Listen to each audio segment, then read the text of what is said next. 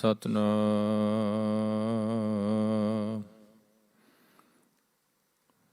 ਵਾਹਿਗੁਰੂ ਸਾਹਿਬ JIO. ਹਮ ਅਪਰਾਧੀ ਨਿਰਗੁਣਿਆਰੇ,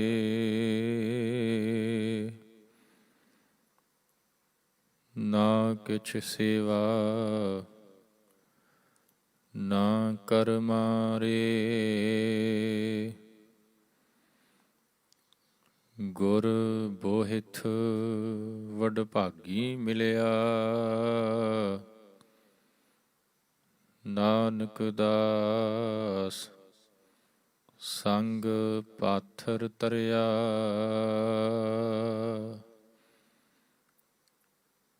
ਮੇਲ ਲਹੋ ਦਇਆਲ ਢਹਿ ਪਏ ਦੁਆਰਿਆ, ਰਖ ਲੇਵਹੁ ਦੀਨ ਦਇਆਲ, ਭ੍ਰਮਤ ਬਹੁ ਹਾਰਿਆ। ਭਗਤ ਵਛਲ ਤੇਰਾ ਬਿਰਦ, ਹਰ ਪਤਤ ਉਧਾਰਿਆ। ਤੁਝ ਬਿਨ ਨਾਹੀ ਕੋਇ, ਬਿਨੋ ਮੋਹਿ ਸਾਰਿਆ। ਕਰ ਗਹਿ ਲਿਹੋ ਦਇਆਲ, ਸਾਗਰ ਸੰਸਾਰਿਆ। ਜੋ ਪ੍ਰਾਨੀ ਮਮਤਾ ਤਜੈ, ਲੋਭ ਮੋਹ ਅਹੰਕਾਰ।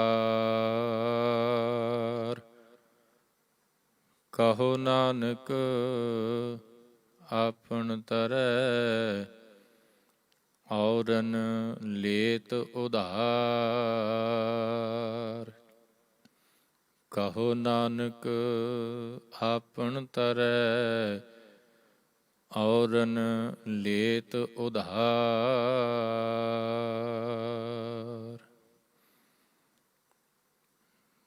ਪਰਮ ਸਨਮਾਨਯੋਗ ਜੁਗੋ ਜੁਗ ਅਟਲ ਸੁਖਾਂ ਦੇ ਸਾਗਰ ਸਤਿਗੁਰੂ ਸਾਹਿਬ ਸ੍ਰੀ ਗੁਰੂ ਗ੍ਰੰਥ ਸਾਹਿਬ ਮਹਾਰਾਜ ਜੀ ਦੀ ਪਾਵਨ ਹਜ਼ੂਰੀ ਅੰਦਰ ਸੱਜ ਕੇ ਉਸ ਅਕਾਲ ਪੁਰਖ ਵਾਹਿਗੁਰੂ ਦੀ ਹੋ ਰਹੀ ਸਿਫਤ ਸਲਾਹ ਦੇ ਵਿੱਚ ਹਾਜ਼ਰੀ ਲਵਾ ਰਹੀ ਗੁਰੂ ਸਾਜੀ ਨਿਵਾਜੀ ਸਾਧ ਸੰਗਤ ਜੀ, ਸਤਿਗੁਰਾਂ ਦੀ ਅਪਾਰ ਕਿਰਪਾ ਸਦਕਾ ਹੀ ਹਜ਼ੂਰੀ ਵਿੱਚ ਸੱਜ ਕੇ ਕੀਰਤਨ ਸਰਵਣ ਕਰ ਸਕੇ ਹਾਂ। ਆਓ ਗੁਰੂ ਸਵਾਰਿਓ, ਜਿੱਥੇ ਬੜੇ ਅਦਬ ਬੜੇ ਪਿਆਰ ਸਤਿਕਾਰ ਦੇ ਨਾਲ ਕੀਰਤਨ ਦੇ ਵਿੱਚ ਹਾਜ਼ਰੀ ਭਰੀ ਹੈ, ਉੱਥੇ ਕੁਝ ਕੁ ਸਮਾਂ ਨਵੇਂ ਪਾਤਸ਼ਾਹ ਧੰਨ ਗੁਰੂ ਤੇਗ ਬਹਾਦਰ ਮਹਾਰਾਜ ਜੀ ਦੇ ਪਾਵਨ ਸਲੋਕਾਂ ਦੀ ਵਿਚਾਰ ਲੜੀ ਨੂੰ ਅੱਗੇ ਤੋਰਦਿਆਂ ਹੋਇਆਂ, ਜੋ ਅੱਜ ਦਾ ਪਾਵਨ ਸਲੋਕ ਹੈ, ਜੋ ਪ੍ਰਾਨੀ ਮਮਤਾ ਤਜੈ, ਲੋਭ ਮੋਹ ਅਹੰਕਾਰ। ਕਹੋ ਨਾਨਕ ਆਪਨ ਤਰੈ, ਔਰਨ ਲੇਤ ਉਧਾਰ। ਇਸ ਪਾਵਨ ਸਲੋਕ ਦੀ ਵਿਚਾਰ ਆਪ ਸਰਬੱਤ ਸੰਗਤ ਨਾਲ ਸਾਂਝੀ ਕਰਨੀ ਹੈ। ਸਤਿਗੁਰਾਂ ਦਾ ਇਹ 22ਵਾਂ 22nd ਸਲੋਕ ਹੈ। ਸਤਿਗੁਰੂ ਜੀ ਇਸ ਪਾਵਨ ਸਲੋਕ ਦੇ ਰਾਹੀਂ ਸਾਨੂੰ ਕੀ ਸਮਝਾ ਰਹੇ ਨੇ, ਕੀ ਉਪਦੇਸ਼ ਸਾਡੀ ਝੋਲੀ ਦੇ ਵਿੱਚ ਪਾ ਰਹੇ ਨੇ, ਇਹ ਸਮਝਣ ਦੀ ਕੋਸ਼ਿਸ਼ ਕਰਨੀ ਹੈ। ਆਓ ਵਿਚਾਰਾਂ ਦੀ ਪ੍ਰਾਰੰਭਤਾ ਤੋਂ ਪਹਿਲਾਂ ਦਸਮ ਪਾਤਸ਼ਾਹ ਵੱਲੋਂ ਬਖਸ਼ਿਸ਼ ਕੀਤੀ ਹੋਈ ਫਤਿਹ ਦੀ ਸਾਂਝ ਪਾਈਏ। ਪਿਆਰ ਸਤਿਕਾਰ ਨਾਲ ਬੁਲਾਓ ਜੀ। ਵਾਹਿਗੁਰੂ ਜੀ ਕਾ ਖਾਲਸਾ, ਵਾਹਿਗੁਰੂ ਜੀ ਕੀ ਫਤਿਹ। ਸਾਧ ਸੰਗਤ, ਇਸ ਸੰਸਾਰ ਦੇ ਵਿੱਚ ਤੁਹਾਨੂੰ ਬਹੁਤ ਐਸੇ ਲੋਕ ਮਿਲਣਗੇ ਜਿਹੜੇ ਬੜੇ ਹੀ ਵਧੀਆ ਤੈਰਾਕ ਹੋਣਗੇ। ਤੈਰਾਕ ਦਾ ਮਤਲਬ ਹੈ ਜੀ ਸਵਿਮਰ। ਇਸ ਦੁਨੀਆ ਦੇ ਵਿੱਚ ਕੁਝ ਐਸੇ ਵੀ ਲੋਕ ਨੇ ਜਿਨ੍ਹਾਂ ਨੇ ਤੈਰਾਕੀ ਦੇ ਵਿੱਚ, ਸਵਿਮਿੰਗ ਦੇ ਵਿੱਚ ਵਰਲਡ ਰਿਕਾਰਡ ਵੀ ਬਣਾਏ ਹੋਏ ਨੇ। ਉਹਨਾਂ ਦੇ ਵਿੱਚੋਂ ਇੱਕ ਬੀਬੀ ਹੈ ਜਿਸ ਨੂੰ ਸਾਰਾ ਥਾਮਸ ਕਹਿੰਦੇ ਨੇ। ਉਸ ਨੇ ਵੀ ਕਾਫੀ ਵਾਰ ਇੰਗਲਿਸ਼ ਚੈਨਲ ਨੂੰ ਕ੍ਰਾਸ ਕੀਤਾ ਤੈਰ ਕੇ, ਬਾਈ ਸਵਿਮ। ਬੜੇ ਲੋਕ ਐਸੇ ਨੇ ਜਿਹੜਾ ਬੜਾ ਵਧੀਆ ਤੈਰਨਾ ਜਾਣਦੇ ਨੇ। ਕਿਸੇ ਵੀ ਨਦੀ ਨੂੰ, ਕਿਸੇ ਵੀ ਦਰਿਆ ਨੂੰ, ਕਿਸੇ ਵੀ ਝੀਲ ਨੂੰ, ਲੇਕ ਨੂੰ ਉਹ ਤੈਰ ਕੇ ਕ੍ਰਾਸ ਕਰ ਸਕਦੇ ਨੇ। ਯਾਦ ਰਹੇ, ਇੱਕ ਚੰਗਾ ਤੈਰਾਕ ਹੋਣਾ, ਸਵਿਮਰ ਹੋਣਾ ਕੋਈ ਬਹੁਤੀ ਵੱਡੀ ਗੱਲ ਨਹੀਂ। ਕੋਈ ਵੀ ਹੋ ਸਕਦਾ ਹੈ। ਕੋਈ ਵੀ ਪ੍ਰੈਕਟਿਸ ਕਰੇ, ਅਭਿਆਸ ਕਰੇ, ਸ਼ੌਂਕ ਹੋਵੇ ਤੇ ਬਣ ਸਕਦਾ ਹੈ। ਪਰ ਬਾਣੀ ਨੂੰ ਪੜ੍ਹੀਏ ਤਾਂ ਸਤਿਗੁਰਾਂ ਨੇ ਇੱਕ ਹੋਰ ਐਸੇ ਸਾਗਰ ਦੀ, ਐਸੇ ਸਮੁੰਦਰ ਦੀ ਗੱਲ ਕੀਤੀ ਹੈ ਜਿਸ ਨੂੰ ਕ੍ਰਾਸ ਕਰਨਾ ਹਰ ਇੱਕ ਦੇ ਵੱਸ ਦੀ ਗੱਲ ਨਹੀਂ। ਜਿਸ ਨੂੰ ਪਾਰ ਕਰਨਾ ਹਰ ਇੱਕ ਦੇ ਵੱਸ ਦੀ ਗੱਲ ਨਹੀਂ ਹੈ। ਬਹੁਤਾਤ ਵਿੱਚ ਕੀ ਹੁੰਦਾ ਹੈ, ਮੋਸਟਲੀ ਕੀ ਹੁੰਦਾ ਹੈ ਕਿ ਅਸੀਂ ਸਾਰੇ ਹੀ ਉਸ ਸਾਗਰ, ਉਸ ਸਮੁੰਦਰ ਦੇ ਵਿੱਚ ਡੁੱਬ ਰਹੇ ਹਾਂ। ਪਰ ਹੈਰਾਨਗੀ ਦੀ ਗੱਲ ਇਹ ਹੈ ਕਿ ਸਾਨੂੰ ਪਤਾ ਹੀ ਨਹੀਂ। ਡੁੱਬ ਰਹੇ ਹਾਂ, ਵੀ ਆਰ ਡਰਾਉਨਿੰਗ, ਪਰ ਸਾਨੂੰ ਪਤਾ ਹੀ ਨਹੀਂ ਕਿ ਅਸੀਂ ਡੁੱਬਦੇ ਪਏ ਹਾਂ। ਤੇ ਇੱਥੇ ਇੱਕ ਨਿਯਮ ਵੀ ਕੰਮ ਕਰਦਾ ਹੈ ਸਾਧ ਸੰਗਤ।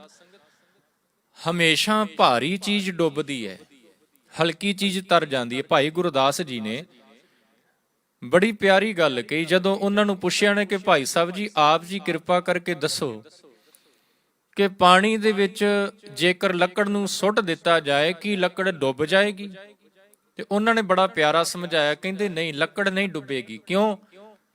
ਕਹਿੰਦੇ ਇੱਥੇ ਇੱਕ ਤਾਂ ਇਹ ਨਿਯਮ ਕੰਮ ਕਰਦਾ ਹੈ ਕਿ ਲੱਕੜ ਜਿਹੜੀ ਹੈ ਉਹ ਭਾਵੇਂ ਵੇਟ ਦੇ ਵਿੱਚ ਵੀ ਹੋਵੇ ਪਰ ਲੱਕੜ ਡੁੱਬੇਗੀ ਨਹੀਂ ਪਾਣੀ ਦੇ ਵਿੱਚ। ਕਿਉਂ ਨਹੀਂ ਡੁੱਬੇਗੀ ਜੀ? ਕਹਿੰਦੇ ਪਾਣੀ ਕਾਠ ਨਾ ਡੁੱਬਈ ਪਾਲੇ ਦੀ ਲੱਜੈ।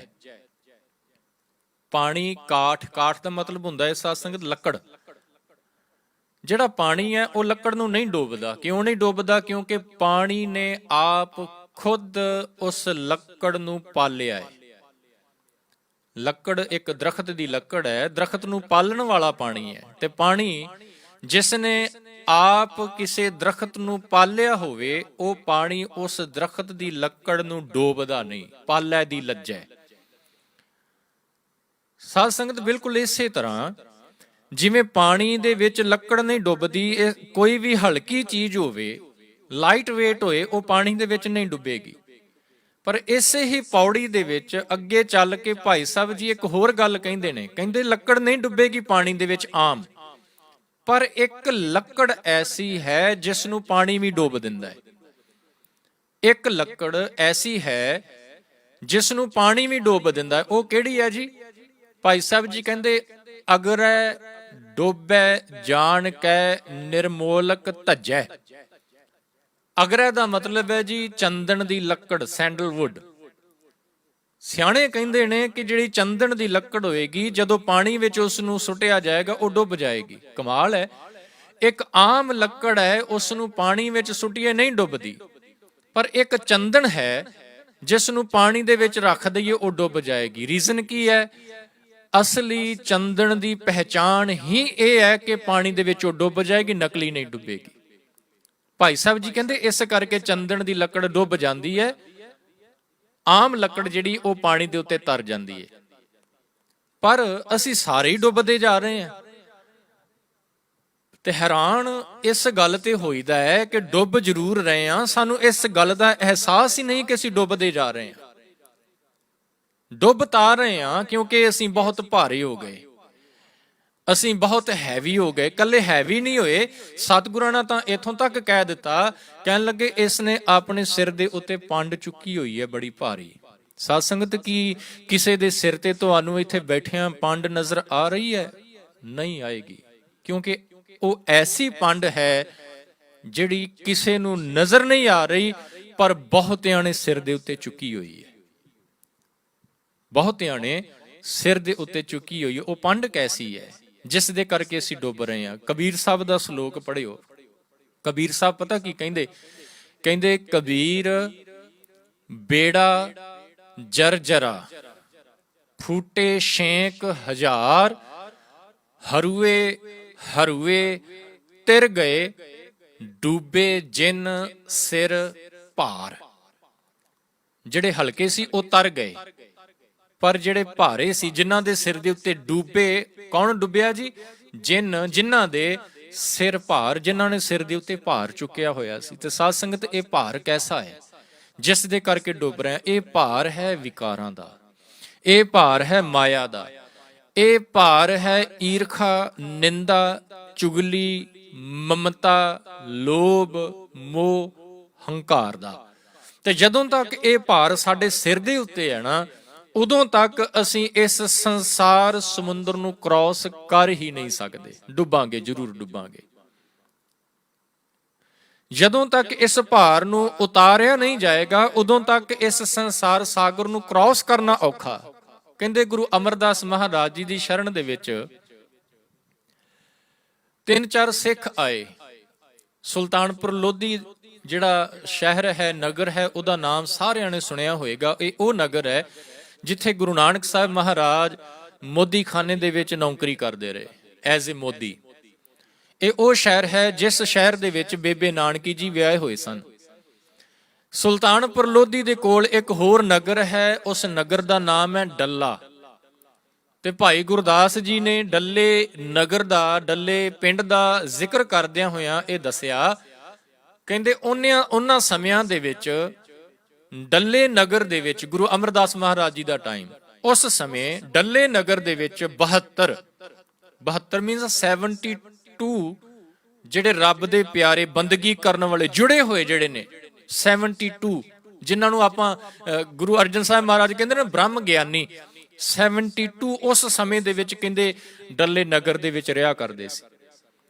ਤੇ ਉਸ ਡੱਲੇ ਪਿੰਡ ਤੋਂ 3-4 ਸਿੱਖ ਆਏ ਗੁਰੂ ਅਮਰਦਾਸ ਮਹਾਰਾਜ ਜੀ ਦੀ ਹਜ਼ੂਰੀ ਦੇ ਵਿੱਚ। ਗੋਇੰਦਵਾਲ ਦੀ ਧਰਤੀ ਹੈ। ਨਮਸਕਾਰ ਕਰਕੇ ਬੈਠੇ ਤੇ ਉਹਨਾਂ ਤਿੰਨਾਂ ਚੌਹਾਂ ਦਾ ਸਵਾਲ ਇੱਕ। ਉਹ ਸਿੱਖ ਸੀ ਜੀ ਭਾਈ ਰਾਮੂ ਮਹਿਤਾ, ਭਾਈ ਗੋਪੀ, ਭਾਈ ਅਮਰੂ, ਇਹ ਮਿਲ ਕੇ ਆਏ ਗੁਰੂ ਹਜ਼ੂਰੀ ਦੇ ਵਿੱਚ ਤੇ ਸਵਾਲ ਕਰ ਦਿੱਤਾ। ਵੈਸੇ ਨਾ ਜਦੋਂ ਅਸੀਂ ਸੰਗਤ ਵਿੱਚ ਆਉਂਦੇ ਆ, ਸਾਡਾ ਖੜੇ ਹੋ ਕੇ ਅਰਦਾਸ ਕਰਨਾ ਤੇ ਉਹਨਾਂ ਪੁਰਾਣੇ ਸਿੱਖਾਂ ਦਾ ਅਰਦਾਸ ਕਰਨਾ ਬੜਾ ਜ਼ਮੀਨ ਅਸਮਾਨ ਦਾ ਸਾਧ ਸੰਗਤ ਫਰਕ ਹੈ। ਯਾਦ ਰਹੇ, ਅਸੀਂ ਹਜ਼ੂਰੀ ਦੇ ਵਿੱਚ ਆਣ ਕੇ ਪਤਾ ਕੀ ਮੰਗਾਂਗੇ? ਦੁੱਖਾਂ ਤੋਂ ਛੁਟਕਾਰਾ, ਸੁੱਖ ਸ਼ਾਂਤੀ ਮੰਗਾਂਗੇ। ਮੰਗਣੀ ਵੀ ਚਾਹੀਦੀ ਹੈ, ਗੁਰੂ ਕੋਲੋਂ ਨਹੀਂ ਮੰਗਾਂਗੇ ਤਾਂ ਹੋਰ ਕਿੱਥੋਂ ਮੰਗਾਂਗੇ? ਮੰਗਣੀ ਚਾਹੀਦੀ ਹੈ। ਪਰ ਦੁੱਖ ਦੀ ਗੱਲ ਇਹ ਹੈ ਕਿ ਕੇਵਲ ਇੱਥੋਂ ਤੱਕ ਹੀ ਆਪਾਂ ਸੀਮਤ ਹੋ ਕੇ ਰਹਿ ਗਏ। ਜਿਹੜੀ ਅਸਲੀ ਚੀਜ਼ ਮੰਗਣੀ ਸੀ ਉਹਦਾ ਜ਼ਿਕਰ ਹੀ ਸਾਡੀ ਜ਼ੁਬਾਨ ਤੇ ਨਹੀਂ ਆਉਂਦਾ। ਤੇ ਮਾਫ ਕਰਨਾ, ਬਸ ਇਸੇ ਕਰਕੇ ਸਾਡੇ ਜੀਵਨ ਦੇ ਵਿੱਚ ਪ੍ਰੋਬਲਮਸ ਚੱਲਦੀਆਂ ਰਹਿੰਦੀਆਂ ਨੇ। ਉਹਨਾਂ ਸਿੱਖਾਂ ਦਾ ਸਵਾਲ, ਸਤਿਗੁਰੂ ਜੀ ਬਾਣੀ ਪੜ੍ਹਦੇ ਆ, ਬੰਦਗੀ ਵੀ ਕਰੀਦੀ ਹੈ, ਪਰ ਰਸ ਨਹੀਂ ਆਉਂਦਾ। ਹੋ ਸਕਦਾ ਹੈ ਕਿ ਤੁਹਾਡੇ ਵਿੱਚੋਂ ਵੀ ਕਈਆਂ ਦਾ ਇਹ ਮਨ ਦੇ ਵਿੱਚ ਸਵਾਲ ਪੈਦਾ ਹੋਇਆ ਹੋਵੇ, ਪਰ ਅੱਜ ਤੱਕ ਕੀਤਾ ਕਿਸੇ ਨੂੰ ਨਹੀਂ। ਉਹਨਾਂ ਨੇ ਸਵਾਲ ਕੀਤਾ, ਸਤਿਗੁਰੂ ਜੀ ਕਿਰਪਾ ਕਰੋ, ਸਮਝਾਓ, ਬਾਣੀ ਪੜ੍ਹੀ ਦੀ ਹੈ, ਕੋਸ਼ਿਸ਼ ਕਰੀਦੀ ਹੈ ਕਿ ਜੋ ਤੁਹਾਡਾ ਉਪਦੇਸ਼ ਹੈ ਉਸ ਨੂੰ ਜੀਵਨ ਦੇ ਵਿੱਚ ਫੋਲੋ ਕੀਤਾ ਜਾਵੇ। ਇਹ ਵੀ ਸਾਡਾ ਐਫਰਟ ਹੁੰਦਾ ਹੈ ਕਿ ਬੰਦਗੀ ਦੇ ਵਿੱਚ ਕੁਝ ਸਮਾਂ ਜ਼ਰੂਰ ਲਗਾਇਆ ਜਾਵੇ, ਬੰਦਗੀ ਜ਼ਰੂਰ, ਸਿਮਰਨ ਜ਼ਰੂਰ ਕੀਤਾ ਜਾਏ, ਪਰ ਅੱਜ ਤੱਕ ਰਸ ਨਹੀਂ ਆ ਰਿਹਾ। ਕੀ ਕਾਰਨ ਹੈ?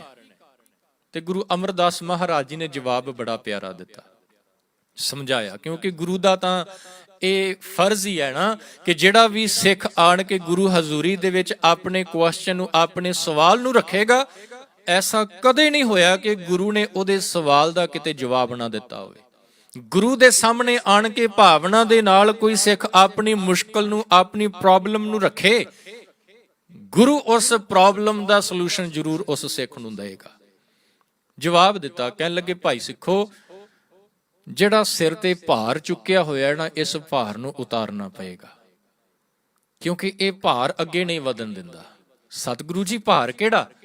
ਕਹਿੰਦੇ ਇਹ ਜਦੋਂ ਕਿਤੇ ਤੁਸੀਂ ਬਾਣੀ ਪੜ੍ਹਦੇ ਹੋ, ਸਿਮਰਨ ਕਰਦੇ ਹੋ, ਉਹ ਬਾਣੀ ਪੜ੍ਹਨਾ ਤੇ ਸਿਮਰਨ ਕਰਨਾ ਆਪਣੀ ਪਰਸਨਲ ਜ਼ਿੰਦਗੀ ਵਾਸਤੇ ਹੈ, ਪਰਸਨਲ ਲਾਈਫ ਵਾਸਤੇ ਹੈ, ਸ਼ੋ ਆਫ ਵਾਸਤੇ ਨਹੀਂ, ਵਿਖਾਵੇ ਵਾਸਤੇ ਨਹੀਂ ਹੈ। ਪਰ ਜਦੋਂ ਤੁਸੀਂ ਇਹ ਦੋਨੋਂ ਕਰਮ ਕਰਦੇ ਹੋ ਤਾਂ ਕਿਤੇ ਨਾ ਕਿਤੇ ਤੁਹਾਡੇ ਅੰਦਰ ਹਉਮੈ ਜਨਮ ਲੈ ਲੈਂਦੀ ਹੈ, ਈਗੋ ਜਨਮ ਲੈ ਲੈਂਦੀ ਹੈ। ਜਿਹੜੀ ਹਉਮੈ ਹੈ ਨਾ ਸਾਧ ਸੰਗਤ, ਬੜੀ ਖਤਰਨਾਕ ਹੈ। ਇਹ ਥੋੜੀ ਜਿਹੀ ਵੀ ਹੋਵੇ ਨਾ, ਕਿਤੇ ਹਲਕੀ ਜਿਹੀ ਵੀ ਸਾਡੇ ਅੰਦਰ ਪੈਦਾ ਹੋ ਜਾਏ ਤੇ ਕੀਤੇ ਕਿਰਾਏ ਦੇ ਉੱਤੇ ਪਾਣੀ ਫੇਰ ਦਿੰਦੀ ਹੈ। ਸਤਿਗੁਰੂ ਜੀ ਕਹਿੰਦੇ ਆ, ਜਿਹੜਾ ਹਉਮੈ ਦਾ ਭਾਰ ਸਿਰ ਦੇ ਉੱਤੇ ਚੁੱਕਿਆ ਹੋਇਆ ਹੈ ਨਾ, ਇਸ ਭਾਰ ਨੂੰ ਉਤਾਰਨਾ ਪਏਗਾ। ਜਦੋਂ ਤੱਕ ਇਹ ਭਾਰ ਨਹੀਂ ਉਤਰੇਗਾ, ਉਦੋਂ ਤੱਕ ਗੱਲ ਨਹੀਂ ਜੇ ਬਣਨੀ। ਤੇ ਸਾਧ ਸੰਗਤ ਖਿਆਲ ਕਰਿਓ, ਜਦੋਂ ਤੱਕ ਸਾਡੇ ਸਿਰ ਦੇ ਉੱਤੇ, ਅਸੀਂ ਤਾਂ ਇਕੱਲਾ ਹਉਮੈ ਦਾ ਨਹੀਂ, ਪਤਾ ਨਹੀਂ ਕਿਹੜਾ ਕਿਹੜਾ ਭਾਰ ਚੁੱਕੀ ਫਿਰਦੇ ਆ। ਕਿਉਂ ਸਾਡੇ ਜੀਵਨ ਦੇ ਵਿੱਚੋਂ ਪ੍ਰੋਬਲਮਸ ਨਹੀਂ ਜਾਂਦੀਆਂ? ਕਿਉਂ ਸਾਡੇ ਜੀਵਨ ਦੇ ਵਿੱਚੋਂ ਰੋਗਾਂ ਦਾ ਛੁਟਕਾਰਾ ਨਹੀਂ ਹੋ ਰਿਹਾ? ਕਿਉਂ ਸਾਡੇ ਜੀਵਨ ਦੇ ਵਿੱਚ ਸੁੱਖ ਨਹੀਂ ਆ ਰਹੇ? ਰੀਜ਼ਨ ਹੀ ਇਹ ਹੈ ਕਿ ਅਸੀਂ ਇਹਨਾਂ ਜਿਹੜੀਆਂ ਵਿਕਾਰਾਂ ਦੀਆਂ ਪੰਡਾਂ ਨੇ ਨਾ, ਇਹ ਆਪਣੇ ਸਿਰ ਦੇ ਉੱਤੇ ਟਿਕਾਈਆਂ ਹੋਈਆਂ ਨੇ। ਗੁਰੂ ਹਜ਼ੂਰੀ ਦੇ ਵਿੱਚ ਆਣ ਕੇ ਕਦੇ ਇਹ ਬੇਨਤੀ ਕੀਤੀ ਨਹੀਂ ਕਿ ਮੇਰੇ ਮਾਲਕ ਰਹਿਮਤ ਕਰ ਤੇ ਇਹਨਾਂ ਦੇ ਕੋਲੋਂ ਛੁਟਕਾਰਾ ਦਿਵਾ। ਮਾਫ ਕਰਿਓ ਸਾਧ ਸੰਗਤ, ਮੈਂ ਵੀ ਵਿੱਚ ਹੀ ਹਾਂ। ਅਸੀਂ ਗੁਰੂ ਹਜ਼ੂਰੀ ਦੇ ਵਿੱਚ ਬੈਠ ਕੇ ਵੀ ਆਪਣੇ ਅੰਦਰੋਂ ਕਿਸੇ ਦੇ ਪ੍ਰਤੀ ਈਰਖਾ ਨੂੰ, ਕਿਸੇ ਦੀ ਨਿੰਦਿਆ ਨੂੰ ਕਰਨ ਤੋਂ ਸੰਕੋਚ ਨਹੀਂ ਜੀ ਕਰਦੇ। ਗੁਰੂ ਹਜ਼ੂਰੀ ਦੇ ਵਿੱਚ ਬੈਠੇ ਹੋਈਏ ਨਾ, ਤੇ ਕੋਈ ਜਾਣ ਪਛਾਣ ਵਾਲਾ ਆ ਜਾਏ, ਕੀਰਤਨ ਹੋ ਰਿਹਾ ਹੈ, ਗਿਆਨੀ ਜੀ ਪਾਠ ਵੀ ਕਰਦੇ ਹੋਣਗੇ, ਪਰ ਜੇਕਰ ਕੋਈ ਪਛਾਣ ਵਾਲਾ ਆ ਗਿਆ, ਪਛਾਣ ਵਾਲੇ ਤੋਂ ਕਹਿ ਲਈ ਕੋਈ ਫਰੈਂਡ ਕੋਲ ਆਣ ਕੇ ਬੈਠ ਗਿਆ ਨਾ, ਤੇ ਨਾਲ ਹੀ ਕਿਸੇ ਦੂਜੇ ਦੀ ਨਿੰਦਿਆ ਹੋਣੀ ਸ਼ੁਰੂ ਹੋ ਜਾਂਦੀ ਹੈ। ਕਿਸੇ ਦੇ ਨਾਲ ਈਰਖਾ ਦੇ ਲਫ਼ਜ਼ ਜਿਹੜੇ ਨੇ ਉਹ ਬੋਲਣੇ ਸ਼ੁਰੂ ਹੋ ਜਾਂਦੇ ਨੇ। ਤੇ ਉਹ ਜਿਹੜੀ ਕੀਤੀ ਹੋਈ ਸੰਗਤ ਹੈ ਨਾ, ਜਿਹੜਾ ਸਮਾਂ ਸੰਗਤ ਵਿੱਚ ਆਣ ਕੇ ਬਤੀਤ ਕਰ ਰਹੇ ਸਾਂ, ਜਿਹੜਾ ਬੜਾ ਸੁਹਾਵਣਾ ਸਮਾਂ ਨਸੀਬ ਹੋਇਆ ਸੀ ਗੁਰੂ ਹਜ਼ੂਰੀ ਵਿੱਚ ਜੁੜ ਬੈਠਣ ਦਾ, ਉਸ ਕੀਮਤੀ ਸਮੇਂ ਨੂੰ ਅਸੀਂ ਵੇਸਟ ਕਰਕੇ ਚਲੇ ਜਾਂਦੇ ਹਾਂ। ਤੇ ਜਦੋਂ ਤੱਕ ਇਹ ਪੰਡ ਨਹੀਂ ਉਤਾਰੀ ਜਾਏਗੀ, ਸਤਿਗੁਰੂ ਜੀ ਕਹਿੰਦੇ ਇਹ ਸੰਸਾਰ ਸਾਗਰ ਪਾਰ ਹੋ ਹੀ ਨਹੀਂ ਸਕਦਾ। ਜਦੋਂ ਤੱਕ ਇਹਨਾਂ ਵਿਕਾਰਾਂ ਤੋਂ ਛੁਟਕਾਰਾ ਨਹੀਂ ਨਾ ਹੋਏਗਾ, ਮਾਫ ਕਰਿਓ, ਡੁੱਬਾਂਗੇ ਜ਼ਰੂਰ, ਡੁੱਬੇ ਕਾਲੀ ਧਾਰ। ਗੁਰੂ ਸਾਹਿਬ ਕਹਿੰਦੇ ਡੁੱਬੋਗੇ ਜ਼ਰੂਰ, ਇਸ ਸਾਗਰ ਦੇ ਵਿੱਚ ਕ੍ਰਾਸ ਨਹੀਂ ਕਰ ਪਾਓਗੇ। ਕਿਉਂ ਜੀ? ਕਿਉਂਕਿ ਗੁਰੂ ਨਾਨਕ ਸਾਹਿਬ ਮਹਾਰਾਜ ਪਤਾ ਕੀ ਕਹਿੰਦੇ? ਕਹਿੰਦੇ ਝੜ ਝੱਖੜ ਉਹਾੜ ਲਹਿਰੀ ਵਹਿਣ ਲਖੇਸਰੀ। ਇਸ ਸੰਸਾਰ ਦੇ ਵਿੱਚ ਵਿਕਾਰਾਂ ਦਾ ਤੂਫਾਨ ਆਇਆ ਪਿਆ ਹੈ। ਵਿਕਾਰਾਂ ਦੀਆਂ ਬੜੀਆਂ ਉੱਚੀਆਂ ਲਹਿਰਾਂ ਉੱਠਦੀਆਂ ਪਈਆਂ ਨੇ, ਵੇਵਜ਼ ਉੱਠਦੀਆਂ ਪਈਆਂ ਨੇ। ਅਸੀਂ ਘਿਰੇ ਪਏ ਹਾਂ ਵਿੱਚ। ਤੇ ਜੇਕਰ ਬਚਣਾ ਹੈ, ਸਤਿਗੁਰੂ ਜੀ ਕਹਿੰਦੇ ਇੱਕ ਕੰਮ ਕਰੋ, ਕਿ ਸਤਿਗੁਰ ਨੂੰ ਆਲਾਏ, ਗੁਰੂ ਦੀ ਹਜ਼ੂਰੀ ਦੇ ਵਿੱਚ ਆ ਜਾਓ, ਗੁਰੂ ਨੂੰ ਪੁਕਾਰੋ। ਤੇ ਖਿਆਲ ਕਰਿਓ ਸਾਧ ਸੰਗਤ, ਗੁਰੂ ਐਸਾ ਹੈ, ਜਦੋਂ ਇਹਨੂੰ ਪੁਕਾਰਿਆ ਜਾਂਦਾ ਹੈ ਨਾ, ਤੇ ਗੁਰੂ ਜ਼ਰੂਰ ਹੀ ਬਾਂਹ ਫੜ ਕੇ ਡੁੱਬਦਿਆਂ ਹੋਇਆਂ ਨੂੰ ਤਾਰ ਲੈਂਦਾ ਹੈ। ਸੰਸਾਰ ਦਾ ਕੋਈ ਬੇੜਾ, ਜਹਾਜ਼ ਡੁੱਬਦਾ ਹੋਵੇ ਸੰਸਾਰਕ ਤੌਰ ਤੇ ਸਮੁੰਦਰ ਦੇ ਵਿੱਚ, ਭਾਵਨਾ ਦੇ ਨਾਲ ਗੁਰੂ ਨੂੰ ਯਾਦ ਕੀਤਾ ਜਾਵੇ, ਗੁਰੂ ਉਸ ਡੁੱਬਦੇ ਹੋਏ ਜਹਾਜ਼ ਨੂੰ ਕਰ ਕਿਨਾਰੇ ਤੇ ਲਗਾ ਦਿੰਦਾ ਹੈ। ਐਗਜ਼ਾਮਪਲ ਸਾਡੇ ਸਾਹਮਣੇ ਹੈ, ਗੁਰੂ ਤੇਗ ਬਹਾਦਰ ਮਹਾਰਾਜ, ਭਾਈ ਮੱਖਣ ਸ਼ਾਹ ਲੁਬਾਣਾ। ਜਹਾਜ਼ ਡੁੱਬ ਰਿਹਾ ਹੈ, ਬੇਨਤੀ ਕੀਤੀ, ਕਰ ਚਿਤ ਇਕਾਗਰ ਜਪ ਕੋ ਪੜਾ। ਭਾਈ ਮੱਖਣ ਸ਼ਾਹ ਲੁਬਾਣੇ ਨੇ ਜਪਜੀ ਸਾਹਿਬ ਦਾ ਪਾਠ ਕੀਤਾ, ਅਰਦਾਸ ਕੀਤੀ ਗੁਰੂ ਚਰਨਾਂ 'ਚ, ਤੇ ਇਤਿਹਾਸ ਗਵਾਹ ਹੈ ਕਿ ਉਸ ਸਿੱਖ ਦਾ ਡੁੱਬਦਾ ਹੋਇਆ ਬੇੜਾ ਜਿਹੜਾ ਹੈ ਉਹ ਕਿਨਾਰੇ ਤੇ ਲੱਗਾ। ਤੇ ਜੇਕਰ ਗੁਰੂ ਸੰਸਾਰਿਕ ਤੌਰ ਤੇ ਡੁੱਬਦੇ ਹੋਏ ਬੇੜੇ ਨੂੰ ਪਾਰ ਲੰਘਾ ਸਕਦਾ ਹੈ ਨਾ, ਤੇ ਸਾਧ ਸੰਗਤ ਖਿਆਲ ਕਰਿਓ, ਜਿਹੜਾ ਇਹ ਸਾਡੀ ਜ਼ਿੰਦਗੀ ਦਾ ਬੇੜਾ ਹੈ ਨਾ, ਜ਼ਿੰਦਗੀ ਦੀ ਬੋਟ ਜਿਹੜੀ ਹੈ, ਲਾਈਫ ਆਫ ਬੋਟ ਜਿਹੜੀ ਹੈ ਨਾ, ਜਦੋਂ ਇਸ ਨੂੰ ਪਾਰ ਲੰਘਾਉਣ ਦਾ ਸਮਾਂ ਆਏਗਾ, ਗੁਰੂ ਹਜ਼ੂਰੀ 'ਚ ਆਣ ਕੇ ਬੇਨਤੀ ਕਰਿਓ, ਸਤਿਗੁਰ ਨੂੰ ਆਲਾਏ, ਬੇੜਾ ਡੁੱਬਣ ਨਾਹੀਂ ਪਾਓ, ਕੋਈ ਖਤਰਾ ਨਹੀਂ, ਈਜ਼ਲੀ ਪਾਰ ਲੰਘ ਜਾਏਗਾ। ਪਰ ਸ਼ਰਤ ਗੁਰੂ ਨੂੰ ਪੁਕਾਰਨਾ ਪਏਗਾ, ਗੁਰੂ ਦੀ ਹਜ਼ੂਰੀ ਦੇ ਵਿੱਚ ਆਣ ਕੇ ਗੁਰੂ ਦੇ ਕੋਲ ਬੇਨਤੀ ਕਰਨੀ ਪਏਗੀ ਕਿ ਮੇਰੇ ਮਾਲਕ ਰਹਿਮਤ ਕਰ। ਇਸੇ ਕਰਕੇ ਤਾਂ ਆ ਬਚਨ ਆਪਾਂ ਪੜ੍ਹੇ ਨਾ ਹੁਣੇ, ਮੇਲ ਲਹਿਓ ਦਇਆਲ ਢਹਿ ਪਏ ਦੁਆਰਿਆ। ਇਹ ਬੇਨਤੀ ਹੈ ਸਾਧ ਸੰਗਤ। ਇਹ ਸ਼ਬਦ ਕੀਰਤਨ ਰੂਪ ਦੇ ਵਿੱਚ ਕਈ ਵਾਰ ਸੁਣਿਆ ਹੋਏਗਾ, ਪੜ੍ਹਿਆ ਹੋਏਗਾ, ਪਰ ਕਿਤੇ ਇਸ ਸ਼ਬਦ ਨੂੰ ਧਿਆਨ ਦੇ ਨਾਲ ਪੜ੍ਹ ਕੇ ਦੇਖਿਓ, ਬੇਨਤੀ ਰੂਪ ਹੈ। ਬੇਨਤੀ ਅਰਜ਼ੋਈ ਕੀਤੀ ਜਾ ਰਹੀ ਹੈ, ਰਿਕੁਐਸਟ ਕੀਤੀ ਜਾ ਰਹੀ ਹੈ ਗੁਰੂ ਚਰਨਾਂ 'ਚ, ਪ੍ਰਮਾਤਮਾ ਦੇ ਅੱਗੇ, ਕਿ ਮੇਲ ਲਹਿਓ ਦਇਆਲ ਢਹਿ ਪਏ ਦੁਆਰਿਆ। ਮੇਰੇ ਮਾਲਕ, ਮੇਰੇ ਸਿਰ ਦੇ ਉੱਤੇ ਬਹੁਤ ਭਾਰ ਹੈ, ਬੜਾ ਭਾਰ ਚੁੱਕੀ ਫਿਰਦਾ ਮੈਂ, ਕਿਰਪਾ ਕਰ, ਮੈਂ ਤੇਰੇ ਦਰ ਤੇ ਆਣ ਕੇ ਢਹਿ ਪਿਆ। ਮੇਲ ਲਹਿਓ ਦਇਆਲ ਢਹਿ ਪਏ ਦੁਆਰਿਆ, ਰੱਖ ਲੈ ਬਹੁ ਦੀਨ ਦਇਆਲ ਭ੍ਰਮਤ ਬਹੁ ਹਾਰਿਆ। ਮੈਂ ਤੇ ਭਟਕ ਭਟਕ ਕੇ ਥੱਕ ਗਿਆ। ਗੁਰੂ ਨਾਨਕ ਸਾਹਿਬ ਦਾ ਬਚਨ ਵੀ ਪੜ੍ਹੋ। ਪਾਤਸ਼ਾਹ ਜੀ ਕਹਿੰਦੇ, ਢੰਡੋਲਤ ਢੂੰਡਤ ਲੱਭਦਿਆਂ ਲੱਭਦਿਆਂ ਖੋਜ ਫਿਰ ਕੇ ਦੇਖਿਆ, ਹਉ ਫਿਰੀ ਟਹਿ ਟਹਿ ਪਵਨ ਕਰਾਰ। ਕੀ ਦੇਖਿਆ? ਕਿ ਅਨੇਕਾਂ ਹੀ ਐਸੇ ਲੋਕ ਆਪਣੀ ਜ਼ਿੰਦਗੀ ਨੂੰ ਵੇਸਟ ਕਰਕੇ ਚਲੇ ਗਏ। ਸਾਗਰ ਦੇ, ਸਮੁੰਦਰ ਦੇ ਇਸ ਕਿਨਾਰੇ ਤੇ ਇੱਕ ਪਾਸੇ ਲਾਈਫ ਨੂੰ ਵੇਸਟ ਕਰਕੇ ਚਲੇ ਗਏ। ਕਿਉਂ ਕਰਕੇ ਚਲੇ ਗਏ ਵੇਸਟ? ਕਿਉਂਕਿ ਉਹਨਾਂ ਦੇ ਸਿਰ ਤੋਂ ਭਾਰ ਉਤਰ ਹੀ ਨਹੀਂ ਸਕਿਆ। ਉਤਰਦਾ ਵੀ ਕਿਵੇਂ? ਗੁਰੂ ਦੀ ਸ਼ਰਨ ਦੇ ਵਿੱਚ ਜਾ ਕੇ ਪੁਕਾਰ ਹੀ ਨਹੀਂ ਕੀਤੀ। ਸਤਿਗੁਰੂ ਜੀ ਕਹਿੰਦੇ, ਰੱਖ ਲੇਵੋ ਦੀਨ ਦਇਆਲ ਭ੍ਰਮਤ ਬਹੁ ਹਾਰਿਆ, ਭਗਤ ਵਸ਼ਲ ਤੇਰਾ ਬਿਰਦ ਹਰ ਪਤਤ ਉਧਾਰਿਆ, ਤੁਝ ਬਿਨ ਨਾਹੀ ਕੋਈ। ਗੁਰੂ ਤੋਂ ਬਿਨਾ ਐਸਾ ਹੋਰ ਕੋਈ ਨਹੀਂ। ਤੁਝ ਬਿਨ ਨਾਹੀ ਕੋਈ, ਬਿਨੋ ਮੋਹਿ ਸਾਰਿਆ। ਮੈਂ ਤੇਰੇ ਚਰਨਾਂ 'ਚ ਅਰਜ਼ੋਈ ਕਰਦਾ ਮੇਰੇ ਮਾਲਕ, ਤੇਰੇ ਤੋਂ ਬਿਨਾ ਮੇਰੀ ਬਾਹ ਫੜਨ ਵਾਲਾ ਕੋਈ ਨਹੀਂ। ਕਰ ਗਹਿ ਲਿਹੋ, ਕਰ ਦਾ ਮਤਲਬ ਹੈ ਇੱਥੇ ਹੱਥ, ਗਹਿ ਦਾ ਮਤਲਬ ਹੈ ਪਕੜਨਾ। ਹੇ ਮੇਰੇ ਮਾਲਕ ਕਿਰਪਾ ਕਰ ਗਹਿ ਲਿਹੋ ਦਇਆਲ ਸਾਗਰ ਸੰਸਾਰਿਆ। ਇਹ ਸੰਸਾਰ ਰੂਪੀ ਸਾਗਰ ਤੋਂ ਮੇਰਾ ਹੱਥ ਫੜ ਕੇ ਮੈਨੂੰ ਪਾਰ ਲੰਘਾ ਦਓ। ਤੇ ਜਦੋਂ ਇਹ ਬੇਨਤੀ ਕੀਤੀ ਜਾਏਗੀ ਨਾ ਗੁਰੂ ਚਰਨਾਂ 'ਚ, ਤੇ ਗੁਰੂ ਫਿਰ ਬਾਂਹ ਫੜਦਾ ਜੀ। ਸੰਸਾਰ ਸਮੁੰਦੇ ਤਾਰ ਗੋਬਿੰਦੇ, ਤਾਰ ਲੈ ਬਾਪ ਬੀਠੁਲਾ। ਮੈਂ ਅਜਾਨ, ਇਹ ਬੇਨਤੀ ਕਰੀਏ, ਮੈਂ ਅਜਾਨ ਜਨ ਤਰਬੇ ਨਾ ਜਾਨੋ, ਬਾਪ ਬੀਠੁਲਾ ਬਾਂਹ ਦੇ। ਤੇ ਗੁਰੂ ਫਿਰ ਬਾਂਹ ਪਕੜੇਗਾ, ਸਹਾਰਾ ਦੇਗਾ। ਤੇ ਜਦੋਂ ਸਹਾਰਾ ਗੁਰੂ ਦਾ ਮਿਲ ਗਿਆ, ਫਿਰ ਬੇੜੇ ਡੁੱਬਣ ਨਾਹੀ ਪਾਓ। ਫਿਰ ਸਾਡਾ ਜ਼ਿੰਦਗੀ ਦਾ ਬੇੜਾ, ਜ਼ਿੰਦਗੀ ਦੀ ਬੋਟ ਜਿਹੜੀ ਹੈ ਉਹ ਕਿਨਾਰੇ ਤੇ ਲੱਗ ਜਾਏਗੀ। ਤੇ ਗੁਰੂ ਤੇਗ ਬਹਾਦਰ ਮਹਾਰਾਜ ਇਹੀ ਗੱਲ ਸਮਝਾਉਂਦੇ ਪਏ ਨੇ। ਸਤਿਗੁਰੂ ਜੀ ਕਹਿੰਦੇ, ਜੋ ਪ੍ਰਾਨੀ ਮਮਤਾ ਤਜੈ ਲੋਭ ਮੋਹ ਹੰਕਾਰ। ਆ ਜਿਹੜੀ ਆ ਵਿਕਾਰਾਂ ਦੀ ਪੰਡ ਸਿਰ ਤੇ ਚੁੱਕੀ ਹੋਈ ਹੈ ਨਾ, ਭਾਰ ਸਿਰ ਤੇ ਚੁੱਕਿਆ ਹੋਇਆ ਹੈ, ਸਤਿਗੁਰੂ ਜੀ ਕਹਿੰਦੇ ਜਿਸ ਨੇ ਇਸ ਭਾਰ ਨੂੰ ਗੁਰੂ ਕਿਰਪਾ ਸਦਕਾ ਉਤਾਰ ਦਿੱਤਾ। ਉਤਾਰਨ ਦਾ ਮਤਲਬ ਹੈ ਛੱਡ ਦਿੱਤਾ। ਜਿਹਦਾ ਇਹਨਾਂ ਵਿਕਾਰਾਂ ਦੇ ਨਾਲੋਂ ਛੁਟਕਾਰਾ ਹੋ ਗਿਆ, ਉਹਦਾ ਜੀਵਨ ਕੈਸਾ ਹੋਇਆ ਜੀ? ਕਹਿੰਦੇ ਗੁਰੂ ਤੇਗ ਬਹਾਦਰ ਮਹਾਰਾਜ ਕਹਿਣ ਲੱਗੇ, ਕਹੋ ਨਾਨਕ ਆਪਨ ਤਰੈ। ਆਪ ਤਰ ਜਾਏਗਾ, ਆਪ ਕ੍ਰੋਸ ਹੋ ਜਾਏਗਾ। ਕੇਵਲ ਆਪ ਹੀ ਕ੍ਰੋਸ ਨਹੀਂ ਹੋਏਗਾ, ਔਰਨ ਲੇਤ ਉਧਾਰ। ਆਪ ਤਾਂ ਤਰੇਗਾ ਹੀ, ਹੋਰਾਂ ਨੂੰ ਵੀ ਤਾਰੇਗਾ। ਹੋਰਾਂ ਨੂੰ ਤਾਰਨ ਦਾ ਮਤਲਬ, ਸਾਧ ਸੰਗਤ ਖਿਆਲ ਕਰਿਓ, ਇੱਕ ਦੀਵਾ ਜਗਦਾ ਹੋਵੇ, ਇੱਕ ਦੀਵਾ ਜਗ ਰਿਹਾ ਹੈ, ਹਜ਼ਾਰਾਂ ਹੀ ਬੁਝੇ ਪਏ ਨੇ। ਇੱਕ ਦੀਵਾ ਜਗ ਰਿਹਾ ਹੈ, ਹਜ਼ਾਰਾਂ ਬੁਝੇ ਪਏ ਨੇ। ਉਸ ਇੱਕ ਦੇ ਵਿੱਚ ਇਤਨੀ ਤਾਕਤ ਹੈ ਕਿ ਉਹ ਹਜ਼ਾਰਾਂ ਨੂੰ ਜਗਾ ਸਕਦਾ ਹੈ।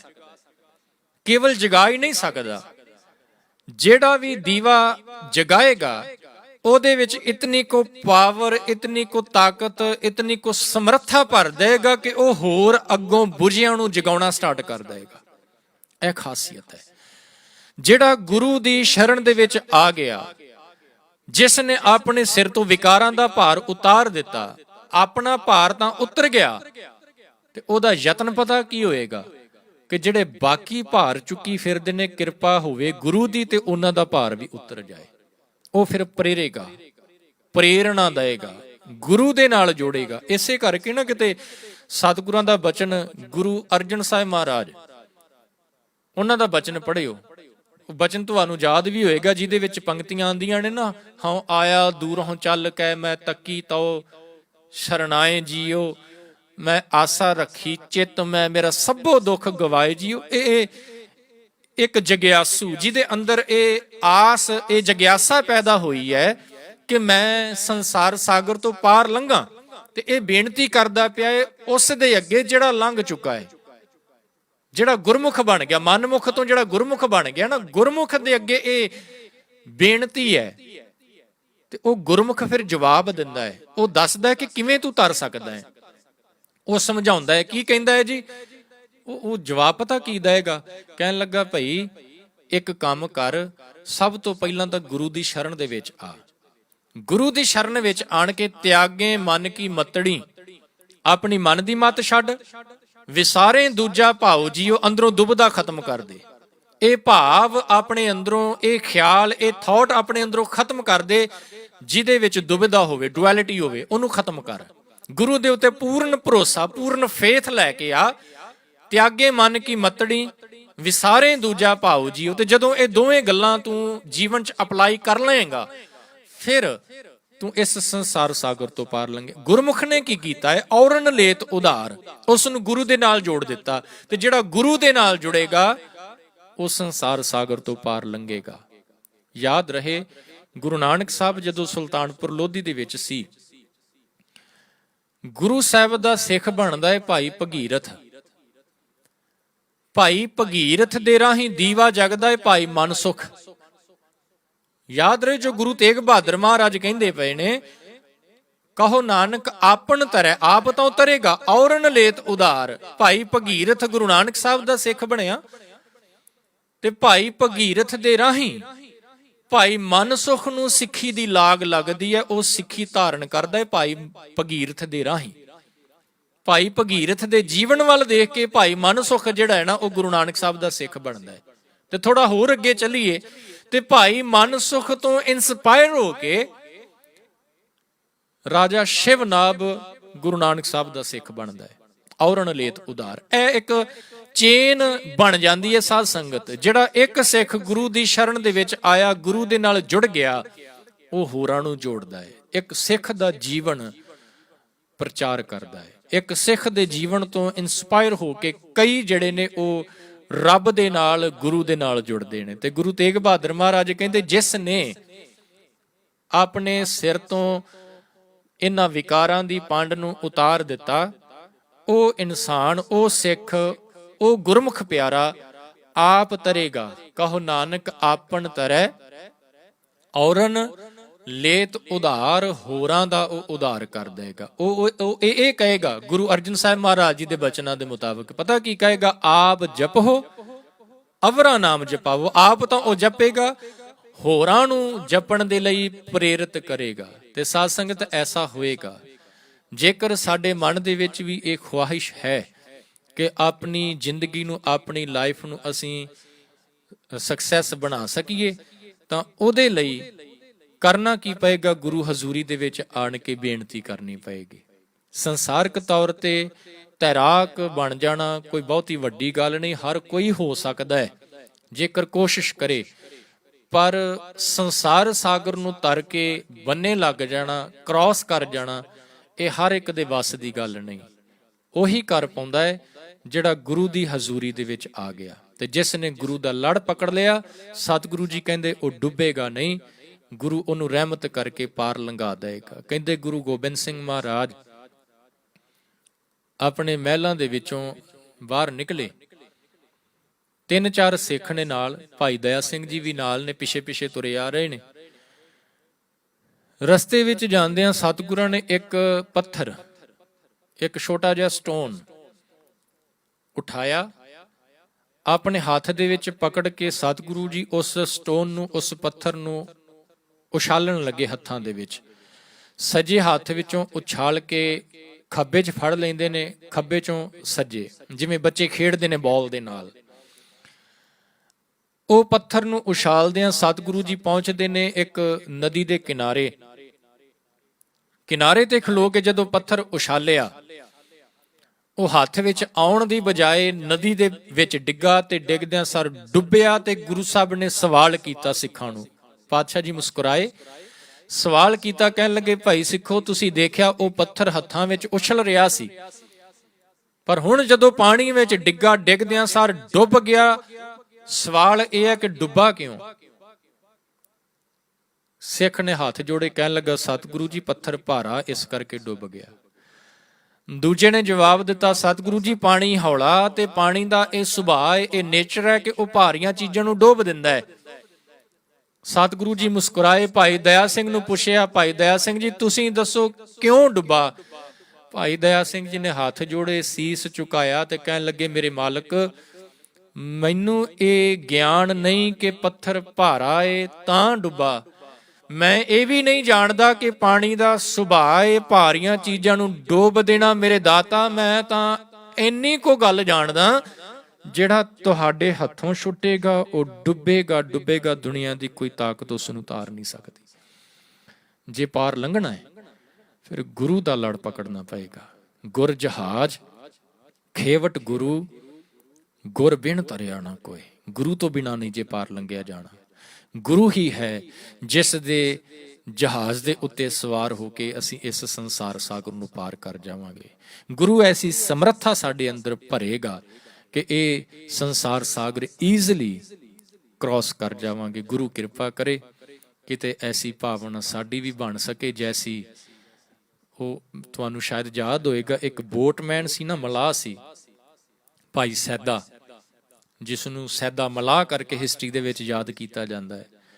ਜਦੋਂ ਸਤਿਗੁਰਾਂ ਨੂੰ, ਗੁਰੂ ਗੋਬਿੰਦ ਸਿੰਘ ਮਹਾਰਾਜ ਨੂੰ ਭਾਈ ਸੈਦੇ ਨੇ ਆਪਣੀ ਬੋਟ ਦੇ ਵਿੱਚ ਬਿਠਾ ਕੇ ਕ੍ਰਾਸ ਕੀਤਾ ਨਾ ਜੀ, ਨਦੀ ਪਾਰ ਕਰਵਾਈ, ਤੇ ਸਤਿਗੁਰੂ ਜੀ ਉਸ ਨੂੰ ਮਾਇਆ ਦੇਣ ਲੱਗੇ। ਭਾਈ ਸੈਦੇ ਦੱਸ ਤੇਰੀ ਕਿੰਨੀ ਕੀਮਤ ਹੈ, ਕਿੰਨੇ ਪੈਸੇ ਲੈਣਾ ਤੂੰ ਕ੍ਰਾਸ ਕਰਾਉਣ ਦੇ? ਭਾਈ ਸੈਦੇ ਨੇ ਹੱਥ ਜੋੜੇ ਕਹਿਣ ਲੱਗੇ, ਮੇਰੇ ਮਾਲਕ ਇੱਕ ਮਲਾਹ, ਸਾਡਾ ਇਹ ਨਿਯਮ ਹੈ, ਇੱਕ ਮਲਾਹ ਦੂਜੇ ਦੇ ਕੋਲੋਂ ਕਦੇ ਪੈਸੇ ਨਹੀਂ ਲੈਂਦਾ। ਸਤਿਗੁਰੂ ਜੀ ਮੁਸਕਰਾਏ, ਕਹਿਣ ਲੱਗੇ, ਸੈਦਿਆ ਤੂੰ ਤਾਂ ਆਪਣੀ ਬੇੜੀ ਦੇ ਵਿੱਚ ਬਿਠਾ ਕੇ ਮੈਨੂੰ ਪਾਰ ਕਰਵਾਈ ਹੈ ਨਦੀ, ਪਰ ਮੈਂ ਤਾਂ ਕੋਈ ਬੋਟਮੈਨ ਨਹੀਂ, ਮੇਰੀ ਤਾਂ ਕੋਈ ਬੇੜੀ ਨਹੀਂ। ਕਹਿਣ ਲੱਗਾ, ਮੇਰੇ ਮਾਲਕ ਸਾਡੀ ਤਾਂ ਇਹ ਬੇੜੀ ਆਮ ਲੋਕਾਂ ਨੂੰ ਪਾਰ ਕਰਾਉਂਦੀ ਹੈ, ਇਸ ਇੱਕ ਆਮ ਸੰਸਾਰਕ ਨਦੀ ਨੂੰ ਪਾਰ ਕਰਾਉਂਦੀ ਹੈ। ਤੁਸੀਂ ਤਾਂ ਉਹ ਮਲਾਹ ਹੋ ਜਿਹੜੇ ਇਸ ਸੰਸਾਰ ਸਾਗਰ ਤੋਂ ਪਾਰ ਕਰਵਾਉਣ ਵਾਲੇ ਹੋ। ਕਿਰਪਾ ਕਰਿਓ ਜਦੋਂ ਕਿਤੇ ਸਮਾਂ ਆਵੇ ਮੇਰੀ ਬਾਂਹ ਫੜ ਕੇ ਮੈਨੂੰ ਪਾਰ ਜ਼ਰੂਰ ਕਰਵਾ ਦਿਓ। ਕਿਤੇ ਐਸੀ ਭਾਵਨਾ, ਕਿਤੇ ਐਸੀ ਬੇਨਤੀ ਗੁਰੂ ਚਰਨਾਂ ਦੇ ਵਿੱਚ ਸਾਡੀ ਜ਼ੁਬਾਨ ਤੋਂ ਵੀ ਨਿਕਲ ਸਕੇ, ਸਾਡੇ ਅੰਦਰੋਂ ਵੀ ਨਿਕਲ ਸਕੇ, ਤਾਂ ਕਿ ਅਸੀਂ ਆਪਣੇ ਜੀਵਨ ਨੂੰ ਸਫਲ ਬਣਾ ਸਕੀਏ। ਗੁਰੂ ਤੇਗ ਬਹਾਦਰ ਮਹਾਰਾਜ ਜੀ ਦੇ ਬਚਨ, ਜੋ ਪ੍ਰਾਣੀ ਮਮਤਾ ਤਜੈ ਲੋਭ ਮੋਹ ਹੰਕਾਰ, ਲੋਭ ਮੋਹ ਅਹੰਕਾਰ, ਕਹੋ ਨਾਨਕ ਆਪਨ ਤਰੈ ਔਰਨ ਲੇਤ ਉਧਾਰ। ਜਿਸ ਨੇ ਇਹਨਾਂ ਤੋਂ ਛੁਟਕਾਰਾ ਪਾ ਲਿਆ ਉਹ ਆਪ ਤਰੇਗਾ, ਹੋਰਨਾਂ ਨੂੰ ਵੀ ਤਾਰ ਦੇਗਾ। ਗੁਰੂ ਕਿਰਪਾ ਕਰੇ ਕਿਤੇ ਐਸੀ ਅਵਸਥਾ ਦੇ ਧਾਰਨੀ ਅਸੀਂ ਵੀ ਬਣ ਸਕੀਏ ਜੀ। ਵਿਚਾਰਾਂ ਕਰਦਿਆਂ ਹੋਈਆਂ ਭੁੱਲਾਂ ਦੀ ਖਿਮਾ ਗੁਰੂ ਅਤੇ ਸੰਗਤ ਬਖਸ਼ਣ ਯੋਗ ਹੈ, ਬਖਸ਼ ਲੈਣਾ ਜੀ। ਬੁਲਾਓ ਫਤਿਹ। ਵਾਹਿਗੁਰੂ ਜੀ ਕਾ ਖਾਲਸਾ, ਵਾਹਿਗੁਰੂ ਜੀ ਕੀ ਫਤਿਹ।